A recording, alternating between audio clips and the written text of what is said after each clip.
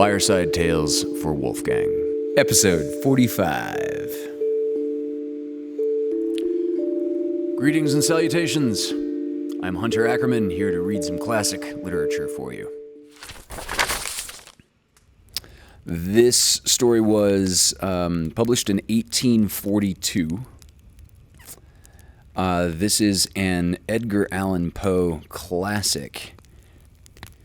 This is The Pit and the Pendulum. Fireside Tailes for Wolfgang. Originally broadcast on GWC Productions' YouTube channel, Caps Media Television Channel 6 in Ventura on KPPQ LP Ventura at 104.1 FM, and on the KPPQ Podcast Network. Episodes can also be viewed on Pasadena Media, either on Spectrum Charter Channel 32 or on AT&T Uverse Channel 99. I was sick. Sick unto death with that long agony, and when they at length unbound me and I was permitted to sit, I felt that my senses were leaving me. The sentence, the dread sentence of death, was the last of distinct accentuation which reached my ears. After that, the sound of the inquisitorial voices seemed merged in one dreamy, indeterminate hum. It conveyed to my soul the idea of revolution, perhaps from its association and fancy with the burr of a mill wheel. This only for a brief period, for presently I heard no more. Yet, for a while I saw, but without terrible an exaggeration, I saw the lips of the black-robed judges. They appeared to be white, whiter than the sheet upon which I trace these words, and thin, even to grotesqueness, thin with the intensity of their expression of firmness, of immovable resolution, of stern contempt of human torture. I saw that the decrees of what to me was fate were still issuing from those lips. I saw them writhe with a deadly locution. I saw them fashion the syllables of my name, and I shuddered because no sound succeeded. I saw, too, for a few moments of delirious horror, the soft and nearly imperceptible waving of the sable draperies which enwrapped the walls of the room, and then my vision fell upon the 7 tall candles upon the table. At first, they wore the aspect of charity and seemed white and slender angels who would save me, but then, all at once, there came a most deadly nausea over my spirit, and I felt every fiber in my frame thrill as if I had touched the wire of a galvanic battery, while the angel forms became meaningless specters with heads of flame, and I saw that from them there would be no help. And then there stole into my fancy, like a rich musical note, the thought of what sweet rest there must be in the grave. The thought came gently and stealthily, and it seemed long before it attained full appreciation. But just as my spirit came at length properly to feel and to entertain it, the figures of the judges vanished, as if magically from before me. The tall candles sank into nothingness. Their flames went out utterly. The blackness of darkness supervened. All sensations appeared swallowed up in a mad rushing descent as of the soul into Hades, then silence and stillness. Night were the universe.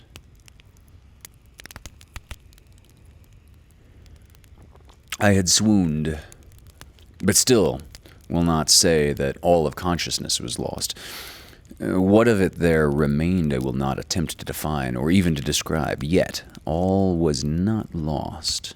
Very suddenly, there came back to my soul motion and sound, a tumultuous motion of the heart, and in my ears the sound of its beating. Then a pause in which all is blank. Then sound again, and motion, and touch, a tingling sensation pervading my frame. Then the mere consciousness of existence without thought, a condition which lasted long. Then, very suddenly, thought and shuddering terror, and earnest endeavor to comprehend my true state. Then, a strong desire to lapse into insensibility. Then, a rushing revival of soul in a successful effort to move. And now, a full memory of the trial, of the judges, of the sable draperies, of the sentence, of the sickness, of the swoon. Then, entire forgetfulness of all that followed, of all that a later day and much earnestness of endeavor have enabled me vaguely to recall.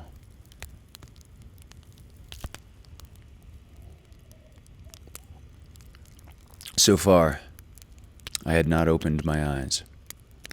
I felt that I lay upon my back unbound. I reached out my hand, and it fell heavily upon something damp and hard. There, I suffered it to remain for many minutes while I strove to imagine where and what I could be. I longed, yet dared not to employ my vision. I dreaded the first glance at objects around me. It was not that I feared to look upon things horrible, but that I grew aghast lest there should be nothing to see. At length, with a wild desperation at heart, I quickly opened my eyes. My worst thoughts then were confirmed. The blackness of eternal night encompassed me. I struggled for breath.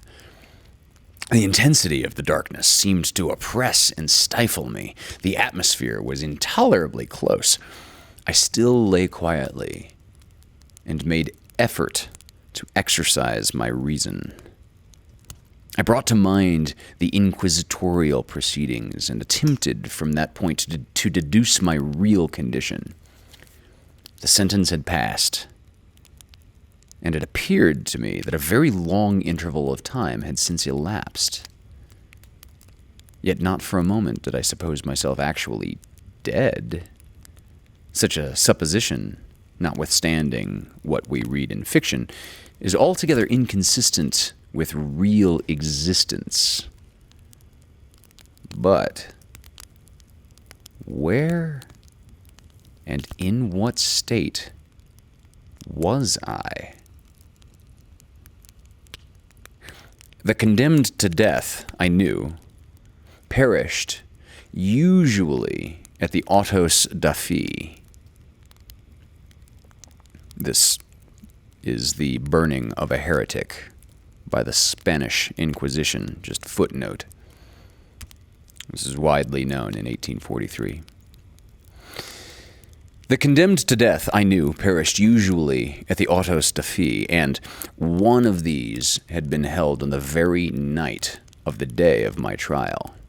Had I been remanded to my dungeon to await the next sacrifice, which would not take place for many months, is that possible?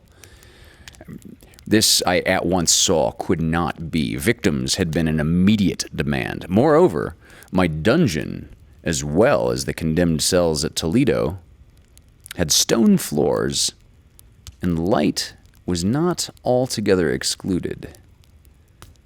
A fearful idea now suddenly drove the blood in torrents upon my heart, and for a brief period, I once more relapsed into insensibility. Upon recovering, I at once started to my feet, trembling convulsively in every fiber. I thrust my arms wildly above and around me in all directions. I felt nothing, yet dreaded to move a step, lest I should be impeded by the walls of a tomb.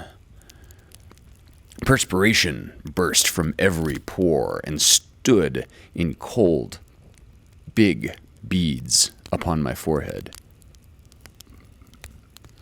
The agony of suspense grew at length intolerable. and I cautiously moved forward with my arms extended and my eyes straining from their sockets in the hope of catching some faint ray of light. I proceeded for many paces, but still all was blackness and vacancy. I breathed more freely.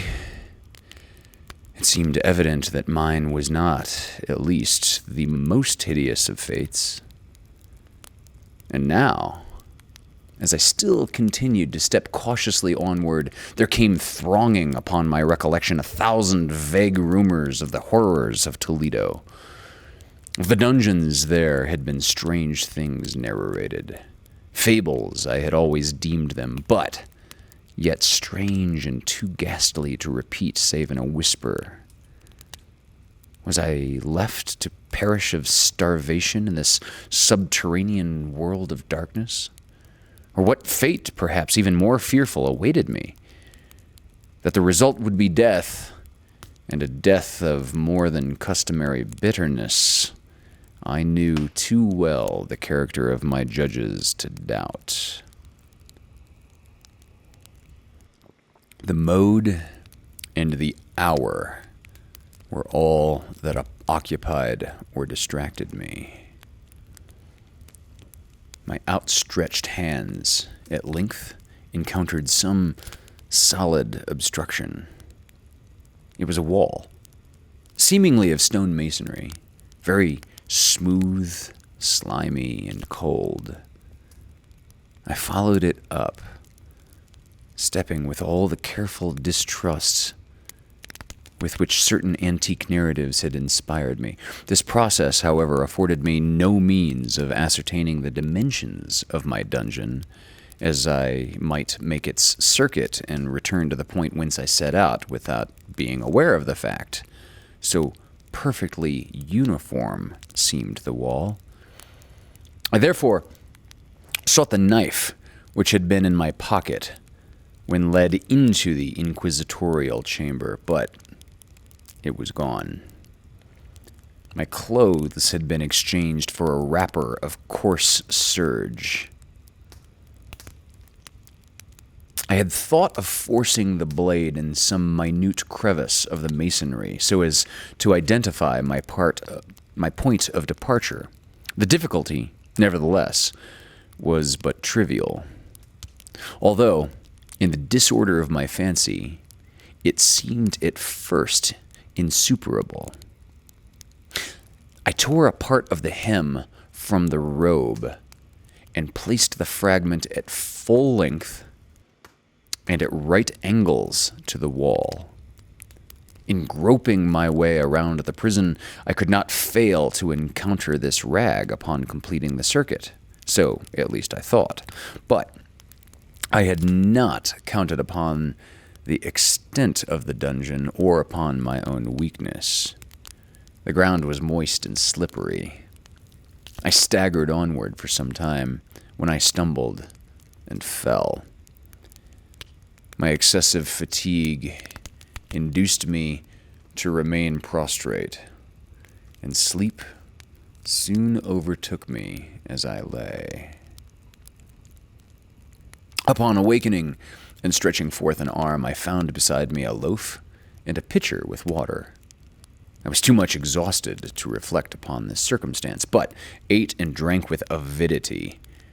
Shortly afterward, I resumed my tour around the prison, and with much toil, came at last upon the fragment of the serge. Up to the period when I fell, I had counted 52 paces, and upon resuming my walk, I had counted 48 more when I arrived at the rag. There were, in all, then 100 paces, and, admitting 2 paces to the yard, I presumed the dungeon to be 50 yards in circuit. Circuit means circumference all the way around. I had met, however, with many angles in the wall, and thus I could form no guess at the shape of the vault. For vault, I could not help supposing it to be. I had little object, certainly no hope, in these researches, but a vague curiosity prompted me to continue them. Quitting the wall, I resolved to cross the area of the enclosure. At first, I proceeded with extreme caution, for the floor, although seemingly of solid material, was treacherous with slime. At length, however, I took courage and did not hesitate to step firmly, endeavoring to cross in as direct a line as possible. I had advanced some 10 or 12 paces in this matter when the remnant of the torn hem of my robe became entangled between my legs. I stepped on it and fell violently on my face. In the confusion attending my fall, I did not immediately apprehend a somewhat startling circumstance, which yet, in a few seconds afterward, and while I still lay prostrate, arrested my attention. It was this. My chin rested upon the floor of the prison, but my lips and the upper portion of my head, although seemingly at a less elevation than the chin, touched nothing.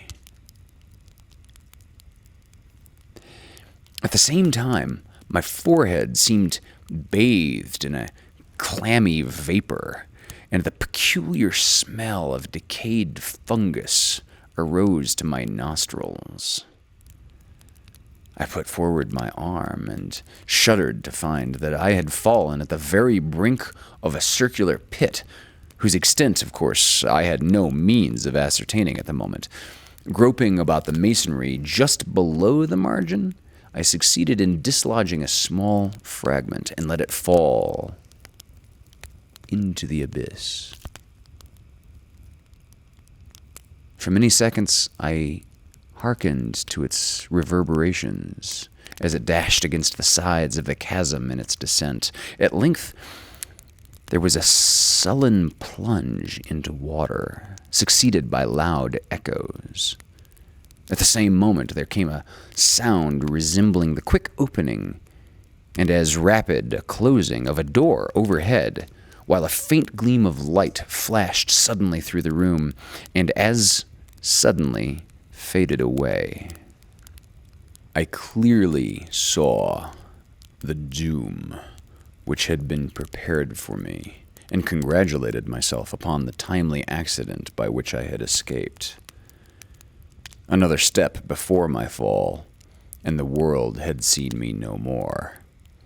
And the death just avoided was of that very character which I had regarded as fabulous and frivolous in the tales respecting the Inquisition. To the victims of its tyranny, there was the choice of death with its direst physical agonies, or death with its most hideous moral horrors. I had been reserved for the latter. By long suffering, my nerves had been unstrung until I trembled at the sound of my own voice, and had become in every respect a fitting subject for the species of torture which awaited me. Shaking in every limb, I groped my way back to the wall, resolving there to perish rather than risk the terrors of the wells, of which my imagination now pictured many in various positions about the dungeon. In other conditions of mind, I might have had courage to end my misery at once by a plunge into one of these abysses, but now I was the veriest of cowards. Neither could I forget what I had read of these pits, that the sudden extinction of life formed no part of their most horrible plan. Agitation of spirit kept me awake for many long hours, but at length I again slumbered. Upon arousing, I found by my side, as before, a loaf and a pitcher of water. A burning thirst consumed me, and I emptied the vessel at a draught. It must have been drugged, for scarcely had I drunk before I became irresistibly drowsy. A deep sleep fell upon me, a sleep like that of death. How long it lasted, of course, I know not, but when, once again, I opened my eyes, the objects around me were visible. By a wild, sulphurous luster, the origin of which I could not at first determine, I was enabled to see the extent and aspect of the prison. In its size, I had been greatly mistaken. The whole circuit of its walls did not exceed 25 yards. For some minutes, this fact occasioned me a world of vain trouble. Vain indeed, for what could be of less importance under the terrible circumstances which environed me than the mere dimensions of my dungeon? But my soul took a wild interest in these trifles, and I busied myself in endeavors to account for the error I had committed in my measurement. The truth, at length, flashed upon me. In my first attempt at exploration, I had counted 52 paces up to the period when I fell. I must then have been within a pace or two of the fragment of cloth. In fact, I had nearly performed the circuit of the vault. I then slept, and upon awakening, I must have returned upon my steps, thus supposing the circuit nearly double what it actually was. My confusion of mind prevented me from observing that I began my tour with the wall to the left and ended it with the wall to the right. I had been deceived, too, in respect to the shape of the enclosure. In feeling my way, I had found many angles, and thus deduced an idea of great irregularity. So potent is the effect of total darkness upon one arousing from lethargy of sleep.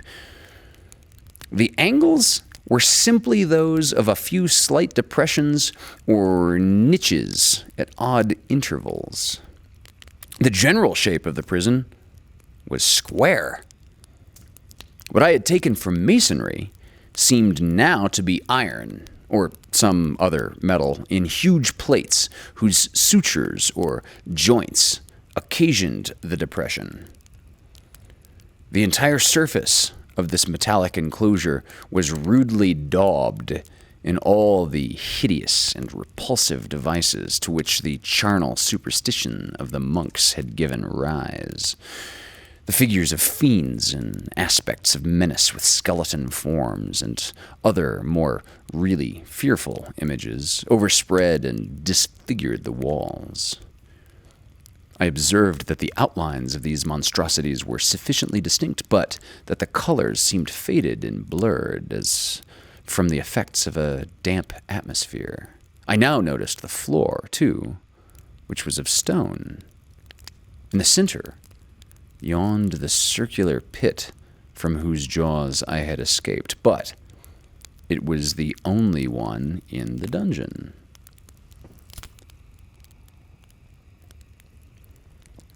All this I saw indistinctly, and by much effort, for my personal condition had been greatly changed during slumber. I now lay upon my back and at full length on a low framework of wood. To this, I was securely bound by a long strap. It passed in many convolutions about my limbs and body, leaving at liberty only my head and my left arm to such extent that I could, by dint of much exertion, supply myself with food from an earthen dish which lay by my side on the floor. I saw to my horror that the pitcher had been removed. I say to my horror, for I was consumed with intolerable thirst. This thirst, it appeared to be the design of my persecutors to stimulate, for the food in the dish was meat, pungently seasoned. Looking upward, I surveyed the ceiling of my prison. It was some 30 or 40 feet overhead and constructed much as the side walls. In one of its panels, a very singular figure riveted my whole attention. It was the painted figure of Time, as he is commonly represented, save that, in lieu of a scythe, he held what, at a casual glance, I supposed to be the pictured image of a huge pendulum, such as we see on antique clocks. There was something, however, in the appearance of this machine which caused me to regard it more attentively. While I gazed directly upward at it, for its position was immediately over my own, I fancied that I saw in it motion. In an instant afterward, the fancy was confirmed. Its sweep was brief and, of course, slow. I watched it for some minutes, somewhat in fear, but more in wonder. Wearied at length with observing its dull movement, I turned my eyes upon the other objects in the cell. A slight noise attracted my notice, and looking to the floor, I saw several enormous rats traversing it. They had just issued from the well, which lay just within view to my right. Even then, while I gazed, they came up in troops, hurriedly, with ravenous eyes, allured by the scent of the meat. From this, it required much effort and attention to scare them away. It might have been half an hour, perhaps even an hour, for I could take but imperfect note of time, before I again cast my eyes upward. Then, what I then saw confounded and amazed me. The sweep of the pendulum had increased in extent by nearly a yard. As a natural consequence, its velocity was also much greater. But what mainly disturbed me was the idea that it had perceptibly descended. I now observed, with what horror it is needless to say, that its neither extremity was formed of a crescent of glittering steel, about a foot in length from horn to horn, the horns upward, and the under edge evidently as keen as that of a razor. Like a razor also, it seemed massive and heavy, tapering from the edge into a solid and broad structure above. It was attached to a weighty rod of brass, and the whole hissed as it swung through the air. I could no longer doubt the doom prepared for me by monkish ingenuity in torture. My cognizance of the pit had become known to the inquisitorial agents, the pit whose horrors had been destined for so bold a recusant as myself, the pit typical of hell and regarded by rumor as the ultima thule for all their punishments. The plunge into this pit I had avoided by the merest of accidents. I knew that surprise, or entrapment into torment, formed an important portion of all the grotesqueries of this dungeon of deaths. Having failed to fall, it was no part of the demon plan to hurl me into the abyss, and thus, there being no alternative, a different and milder destruction awaited me. Milder. I half smiled in agony as I thought of such application of such a term. What difference is it to tell of the long, long hours of horror more than mortal, during which I counted the rushing vibrations of the steel, inch by inch, line by line, with the descent only appreciable at intervals that seemed ages. Down and still down it came. Days passed. It might have been that many days passed ere it swept so closely over me as to fan me with its acrid breath. The odor of the sharp steel forced itself into my nostrils. I prayed. I wearied heaven with my prayer for its more speedy descent. I grew frantically mad and struggled to force myself upward against the sweep of the fearful scimitar. And then I fell suddenly calm and lay smiling at the glittering death as a child at some rare bauble. There was another interval of utter insensibility. It was brief, for upon again lapsing into life there had been no perceptible descent in the pendulum. But it might have been long, for I knew there were demons who took note of my swoon, and who could have arrested the vibration at pleasure. Upon my recovery, too, I felt very, inexpressibly sick and weak, as though through long inanition. Even amid the agonies of that period, the human nature craved food. With painful effort, I outstretched my left arm as far as my bonds permitted and took possession of the small remnant which had been spared me by the rats.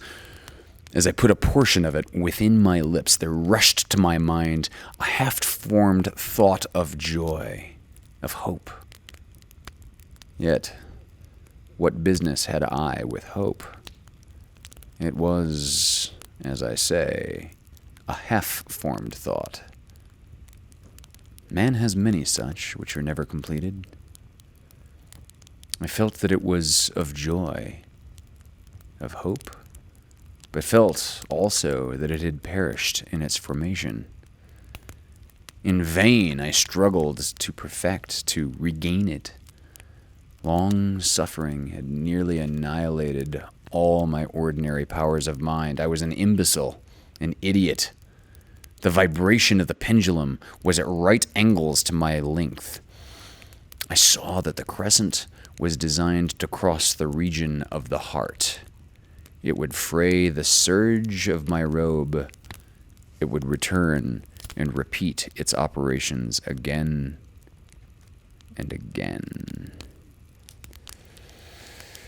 Notwithstanding its terrifically wide sweep, some 30 feet or more, and the hissing vigor of its descent, sufficient to sunder these very walls of iron, still, the fraying of my robe would be all that for several minutes it would accomplish.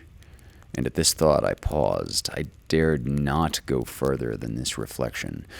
I dwelt upon it with a pertinacity of attention, as if, in so dwelling, I could arrest here the descent of the steel. I forced myself to ponder upon the sound of the crescent as it should pass across the garment, upon the peculiar thrilling sensation which the friction of cloth produces on the nerves. I pondered upon all this frivolity until my teeth were on edge. Down, steadily down, it crept. I took a frenzied pleasure in contrasting its downward with its lateral velocity, to the right, to the left, far and wide, with the shriek of a damned spirit, to my heart, with the stealthy pace of a tiger. I alternately laughed and howled as the one or the other idea grew predominant. Down, certainly, restlessly, down. It vibrated within 3 inches of my bosom. I struggled violently, furiously to free my left arm. This was free only from the elbow to the hand. I could reach the latter from the platter beside me to my mouth with great effort, but no further. Could I have broken the fastenings above the elbow, I would have seized and attempted to arrest the pendulum. I might as well have attempted to arrest an avalanche. Down. Still unceasingly. Still inevitably down.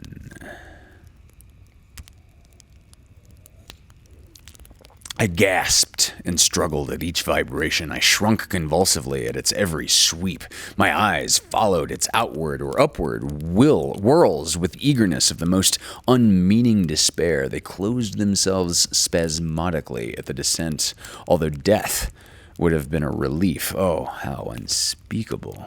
Still, I quivered in every nerve to think how slight a sinking of the machinery would precipitate that keen, glistening axe upon my bosom.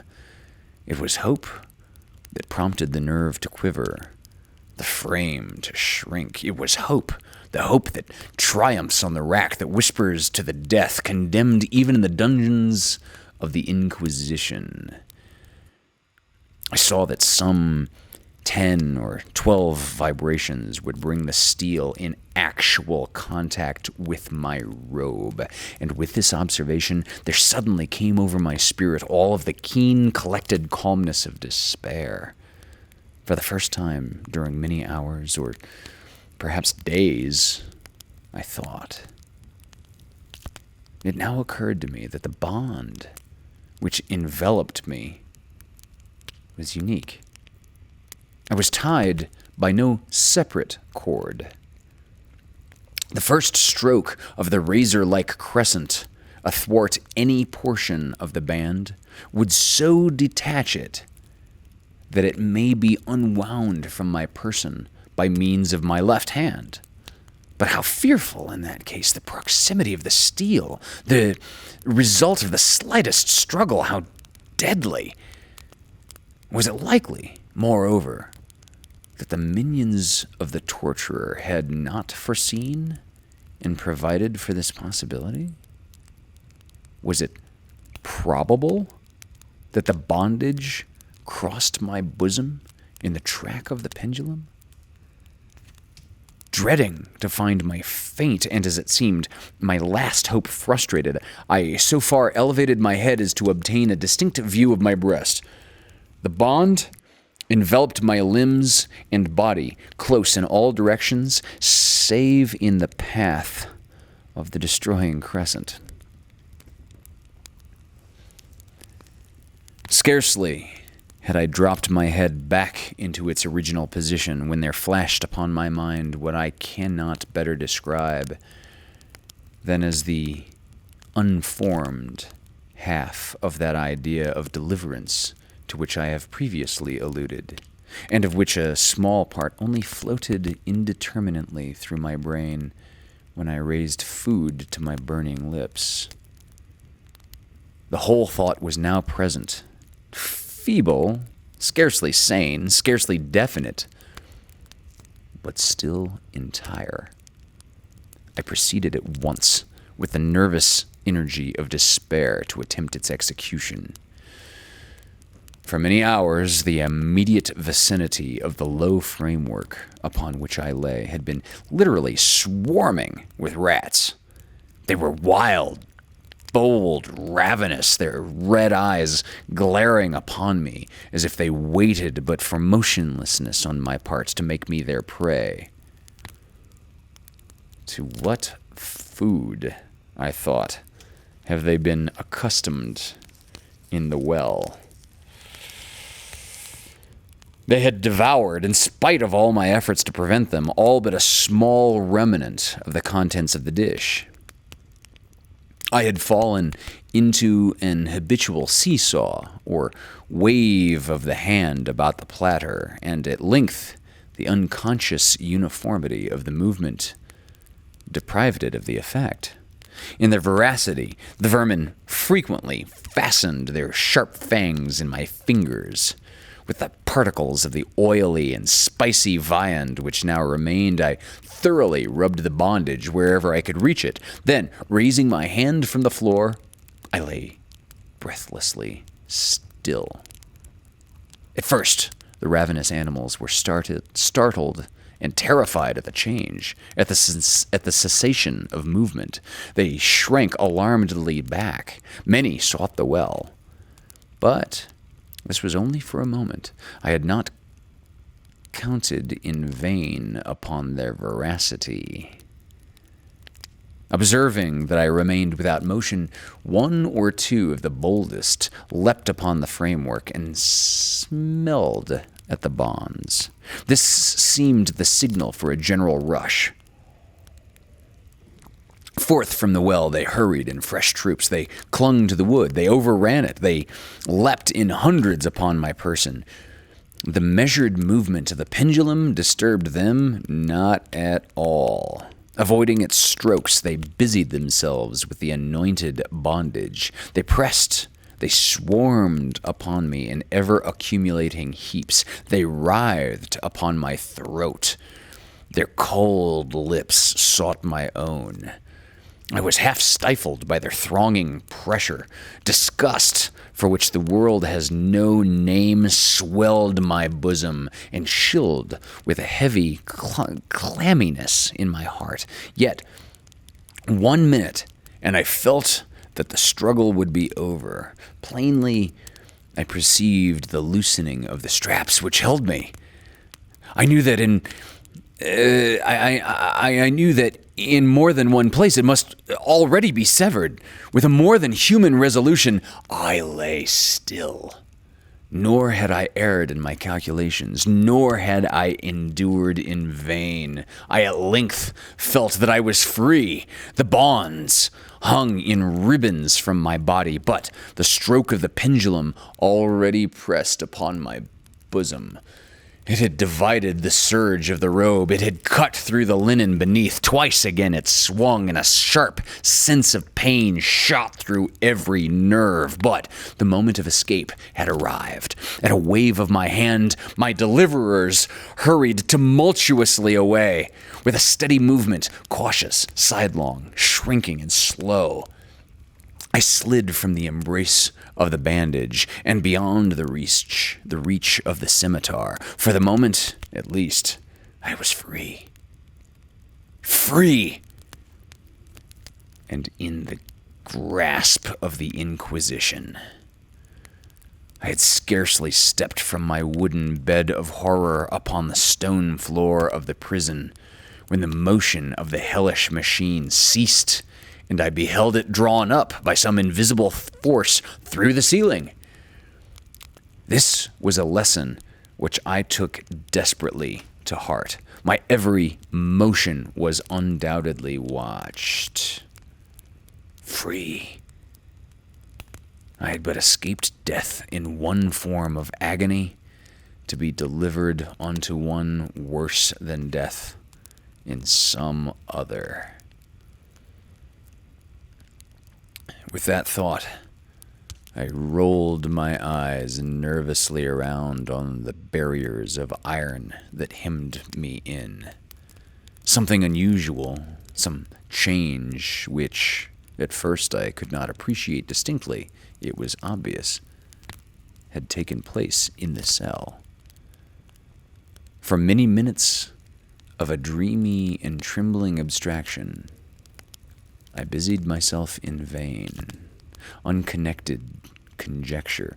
During this period, I became aware for the first time of the origin of the sulphurous light which illuminated the cell.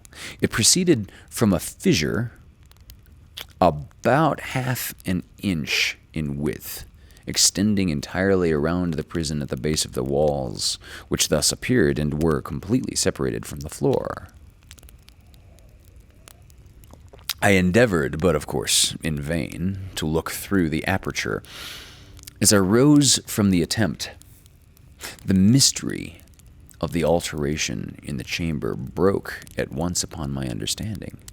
I have observed that, although the outlines of the figures upon the walls were sufficiently distinct, yet the colors seemed blurred and indefinite. These colors had now assumed and were momentarily assuming a startling and most intense brilliancy that gave to the spectral and fiendish portraitures an aspect that might have thrilled even firmer nerves than my own. Demon eyes of a wild and ghastly vivacity glared upon me in 1,000 directions where none had been visible before, and gleamed with the lurid luster of a fire that I could not force my imagination to regard as unreal. Unreal. Even while I breathed, there came to my nostrils the breath of the vapor of heated iron. A suffocating odor pervaded the prison. A deeper glow settled each moment in the eyes that glared at my agony. A richer tint of crimson diffused itself over the pictured horrors of blood. I panted. I gasped for breath. There could be no doubt of the design of my tormentors. Oh, most unrelenting, oh, most demonic of men. I shrank from the glowing metal to the center of the cell. Amid the thought of the fiery destruction that impended, the idea of the coolness of the well came over my soul like a balm. I rushed to its deadly brink. I threw my straining vision below. The glare from the enkindled roof illuminated its inmost recesses, yet for a wild moment did my spirit refuse to comprehend the meaning of what I saw. At length it wrestled its way into my soul. It burned itself in upon my shuddering reason. Oh, for a voice to speak! Oh, horror! Oh, any horror but this! With a shriek, I rushed from the margin and buried my face in my hands, weeping bitterly. The heat rapidly increased, and once again I looked up, shuddering as if with a fit of the ague. There had been a second change in the cell, and now the change was obviously in the form. As before, it was in vain that I at first endeavored to appreciate or understand what was taking place, but not long was I left in doubt. The inquisitorial vengeance had been hurried by my twofold escape, and there was to be no more dallying with the King of Terrors. The room had been square. I saw that 2 of its iron angles were now acute, 2 consequently obtuse. The fearful difference quickly increased with a low rumbling or moaning sound. In an instant, the room had shifted its form into that of a rectangle, but the alteration stopped not here. I neither hoped nor desired it to stop. I could have clasped the red walls to my bosom as a garment of eternal peace. Death, I said, any death but that of the pit. Fool, might I not have known that into the pit was the object of the burning iron to urge me? Could I resist its glow? Or, if even that, could I withstand its pressure? And now, flatter and flatter grew the rectangle, with a rapidity that left me no time for contemplation. Its center, and of course its greatest width, came just over the yawning gulf. I shrank back, but the closing walls pressed me restlessly onward. At length, from my seared and writhing body, there was no longer an inch of foothold on the firm floor of the prison. I struggled no more, but the agony of my soul found vent in one loud, long, and final scream of despair. I felt that I tottered upon the brink. I averted my eyes. There was a discordant hum of human voices. There was a loud blast, as of many trumpets. There was a harsh grating, as of 1,000 thunders. The fiery walls rushed back. An outstretched arm caught my own as I fell, fainting into the abyss. It was that of General LaSalle. The French army had entered Toledo. The Inquisition was in the hands of its enemies.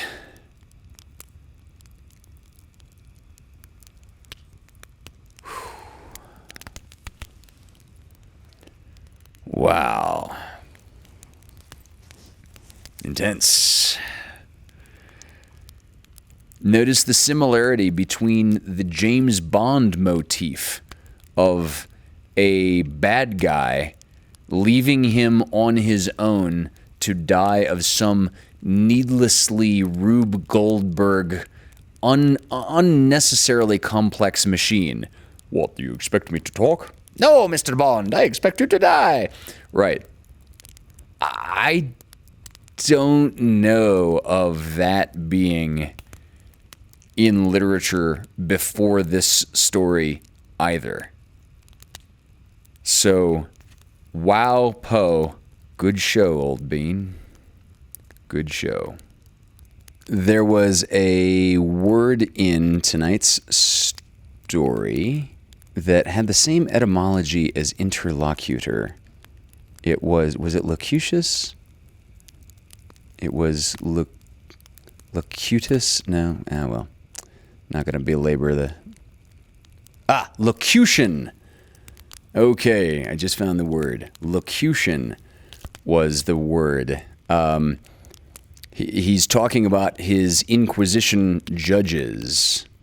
I saw that the decrees of what to me was fate were still issuing from those lips, the lips of the judges. I saw them writhe with a deadly locution. I saw them fashion the syllables of my name, and I shuddered because no sound succeeded. So, a locution, the definition, I popped this into a Google search real quick. A locution is a word or phrase, especially with regard to style or idiom. Two people engaged in a dialogue are interlocutors. Locutus of Borg is a great name for a spokesman. So, on the one hand, it might seem to somehow self-defeat the hive mind mentality of the Borg to give anyone a particular individual role or identification. On the other hand, it was relevant to their efficiency of assimilation that they had a spokesman. And that spokesman they decided to make out of a very well-known human, Jean-Luc Picard, captain of the flagship USS Enterprise, and rename him Locutus of Borg. We launch into Ask Hunter Anything. Ask Hunter Anything. Email address askhunteranything@gmail.com. Is great just specifically to submit questions. Beavers build dams for exactly the same reasons that spiders build webs and humans build cabins. We, in no small part, survive and reproduce because of our ability to do these things. And we are all the product of an evolutionary project. We are all the product of an evolutionary process that necessarily indicates that we build cabins better than our predecessors. Beavers build dams better than their predecessors, and spider webs have been largely unchanged for a very, very, very long time. However, modern day spiders definitely build webs better than their very ancient predecessors. There are two things going on that beavers build. Sometimes they build as Mom was putting in the chat, sometimes beavers build a hut, which may be away from the water, but not necessarily. Other times they will build a hollow space inside of a dam. And the reason that they ultimately build dams is that they turn a little piece of a stream or a little brook into a very small pond. And why is this? Well, this area will make water a little deeper, and fish will gather all the resources that they might get out of a flowing river. They've got a larger chance to now go out and collect, because the flowing river is not necessarily entirely blocked, but the flow of the river is slowed by the structure that they build. So beavers build dams kind of as an obstruction to slow the flow of water, that they may gather resources that otherwise would have just totally floated by them. And sometimes they live in them. Frequently, in fact. I had a question from B, who is an almost 15-year-old biology student. They're studying genetics, they're studying DNA, they're studying inherited traits, and apparently the textbook has a bit of a weak spot, because B's question is, what is a double helix?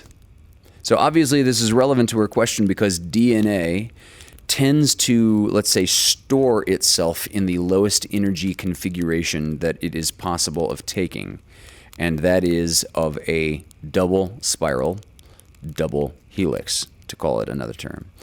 For those of you that are watching this and not listening, the answer is going to be simplest by watching the path of my fingers. Imagine two spirals that are simply spiraling around each other as they go.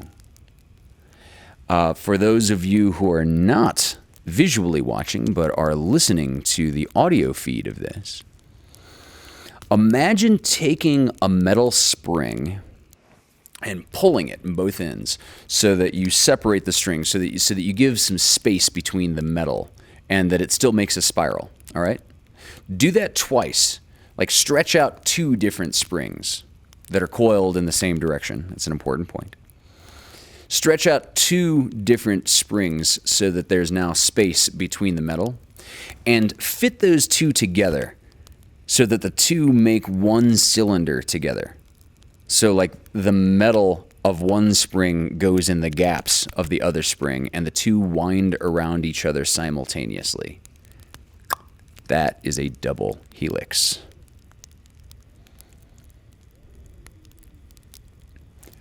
Hello, Harleem161. Thank you for joining us. Doing quite well. Let's see.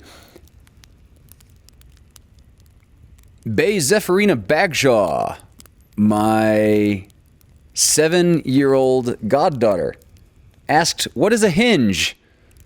I was like, okay, that's the simple answer. Look at a door. See how the door is a big piece of wood, and see how that big single solid piece of wood goes inside a wooden frame or goes inside a big wooden rectangle? A hinge is just the metal parts that connect the solid slab of door to the rectangle that holds it up. The hinge is the metal part that allows the door to open. A hinge, by definition, is the metal thing that is not the lock. Adorable question. Thank you for joining us for this episode of Fireside Tales for Wolfgang. You can view more of my work at Hunter's Acoustic Cabin. Directed by Hunter Ackerman. Produced by GWC Productions. In memory of Wolfgang Beastly. Originally broadcast on GWC Productions' YouTube channel, Caps Media Television Channel 6 in Ventura on KPPQ LP Ventura at 104.1 FM, and on the KPPQ Podcast Network. Episodes can also be viewed on Pasadena Media, either on Spectrum Charter Channel 32 or on AT&T UVerse Channel 99.